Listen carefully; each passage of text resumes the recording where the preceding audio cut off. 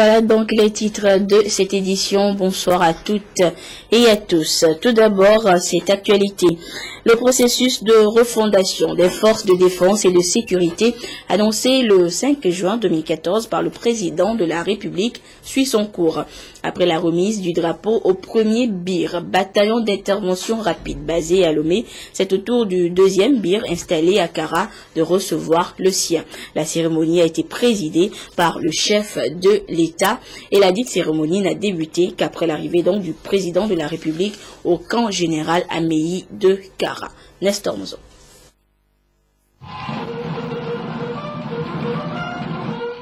Le chef de l'État est arrivé au camp général Maouli Plimi Améi de Kara peu après 16 heures. Forest Nanyasumbe reçoit les honneurs militaires. Le président de la République passe en revue la troupe du deuxième bataillon d'intervention rapide. Les honneurs ont été placés sous le commandement du colonel Pacha Soroyo, chef du 4e secteur militaire. Le président de la République salue les autorités militaires et civiles avant de s'installer.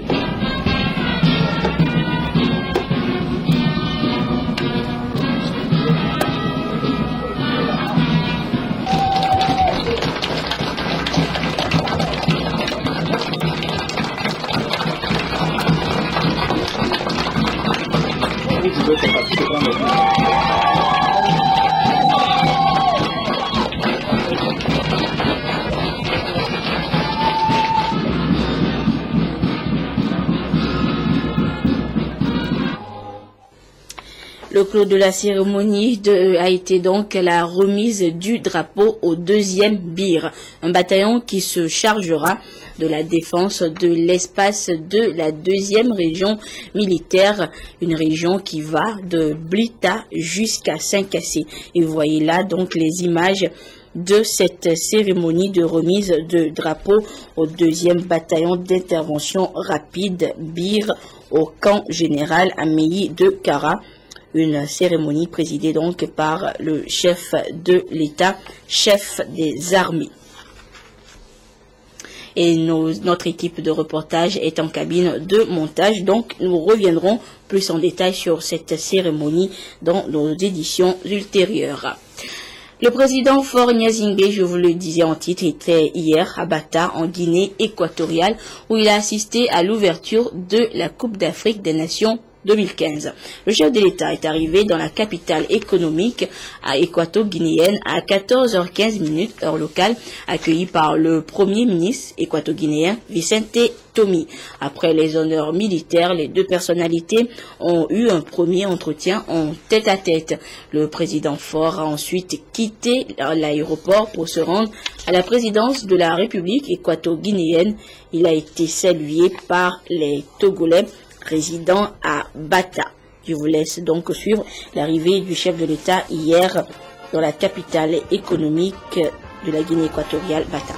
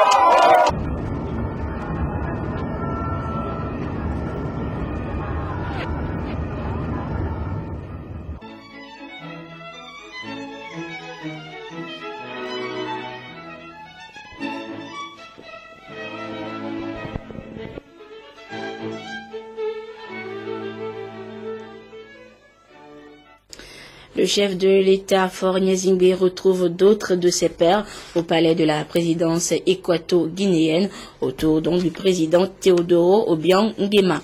Tous se rendront ensuite au stade de Bata pour la cérémonie officielle d'ouverture de la CAN 2015. Aimé Abadou. Tous en bus pour l'ouverture officielle de la Coupe d'Afrique des Nations. Pour l'occasion, Teodoro Obiang Nguema Mbazogo est entouré de certains de ses pairs africains. Faure Gnassingbé du Togo, Ali Bongo Ondimba du Gabon, Yahi Boni du Bénin, Catherine Samba Panza de la Centrafrique et Denis Sassou Nguesso, dont le pays affronte en match d'ouverture l'équipe équato-guinéenne. Environ 5 km de route et une fois arrivé au stade de Bata, le ciel s'inonde aux couleurs de la CAN. Les chefs d'État sont accueillis par un tonnerre d'ovations. La crème des artistes locaux exhibe alors tout son génie pour agrémenter cette cérémonie historique.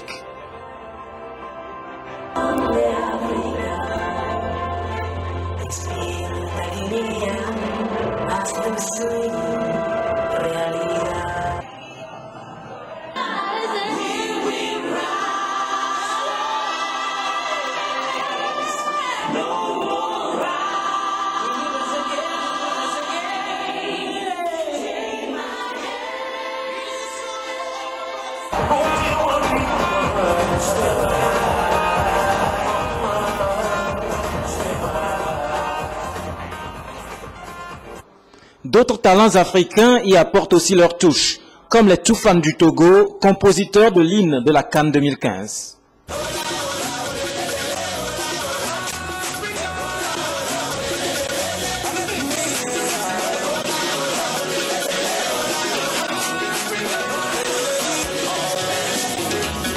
Ici, c'est tout le continent africain qui est représenté.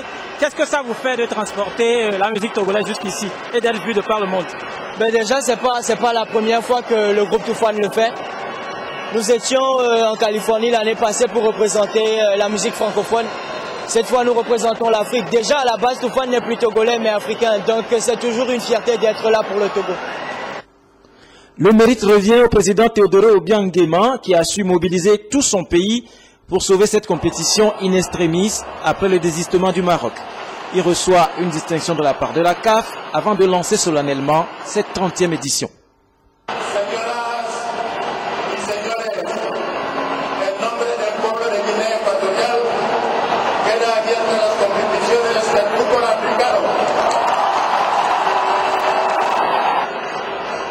Les chefs d'État rehaussent alors de leur présence les 2 premiers matchs de cette compétition.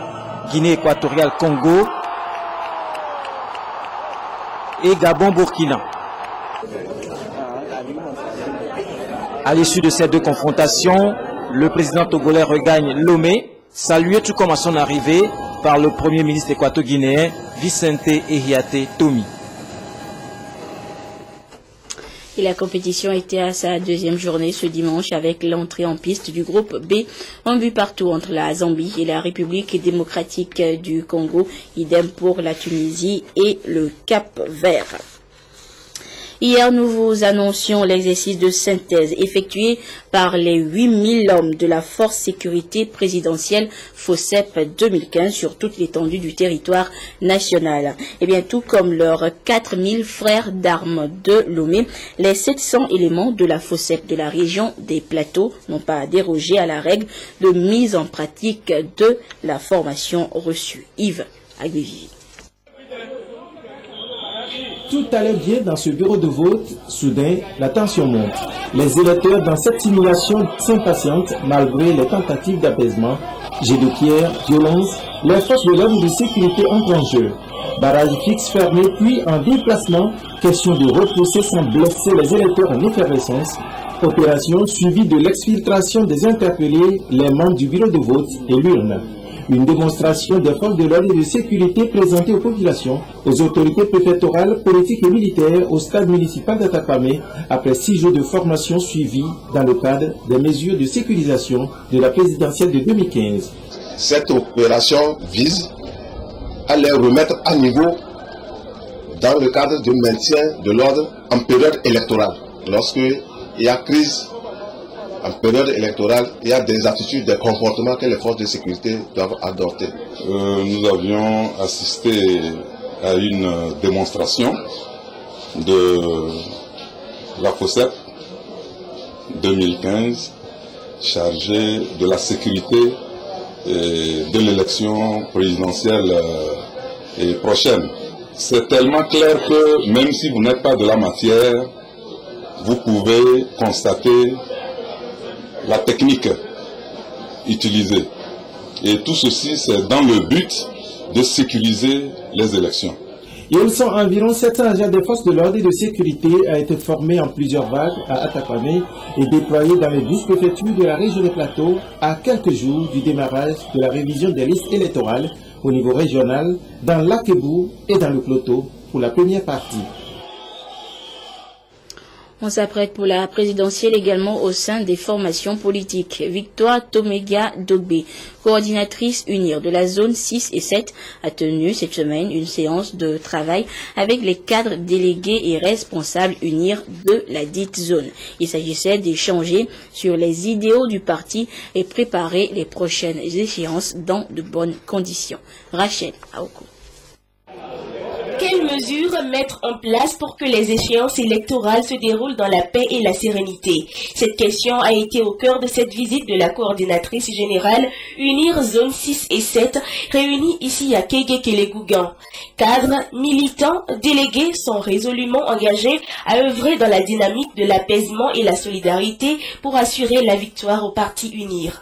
Des questions concernant le sous-emploi des jeunes, l'entrepreneuriat des femmes, la réduction de la pauvreté ont été abordés selon les idéaux du parti UNIR.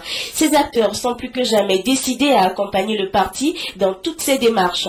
La coordinatrice générale s'est réjouie de ce dynamisme et a appelé les uns et les autres à une forte mobilisation pour participer massivement à la révision des listes électorales. Elle a ensuite invité les populations à s'activer davantage derrière le parti pour que la victoire soit acquise afin de permettre au président de la République de poursuivre sa grande politique de développement qui porte déjà ses fruits.